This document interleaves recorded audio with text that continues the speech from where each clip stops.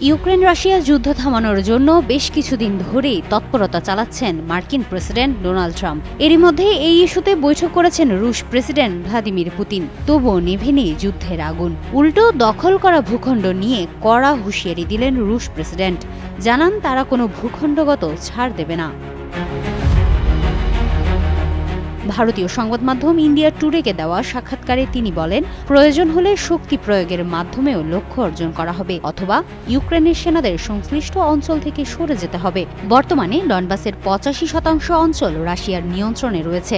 যদিও ইউক্রেনের president Volodymyr Zelensky বারবার বলে আসছেন তারা তাদের ভূখণ্ড নিয়ে কোনো ছাড় দেবেন না।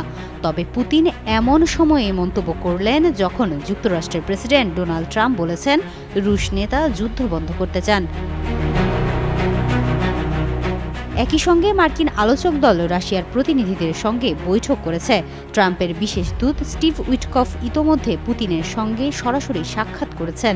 তার ফ্লোরিডায় ইউক্রেনীয় প্রতিনিধিদের সঙ্গেও আলোচনা হওয়ার কথা রয়েছে। পুতিন জানান, যুক্তরাষ্ট্রের প্রস্তাবিত শান্তি পরিকল্পনার কিছু দফায় রাশিয়া সম্মত হলেও কয়েকটি বিষয়ে তাদের স্পষ্ট আপত্তি রয়েছে। তবে সেগুলো কি তা তিনি প্রকাশ করেননি। গত 23 নভেম্বর যুক্তরাষ্ট্র 28 দফার একটি শান্তি চুক্তির খসড়া দেয়, যেখানে অবশিষ্ট ইউক্রেন নিয়ন্ত্রিত অংশ রাশিয়ার হাতে যাওয়ার প্রস্তাব ছিল।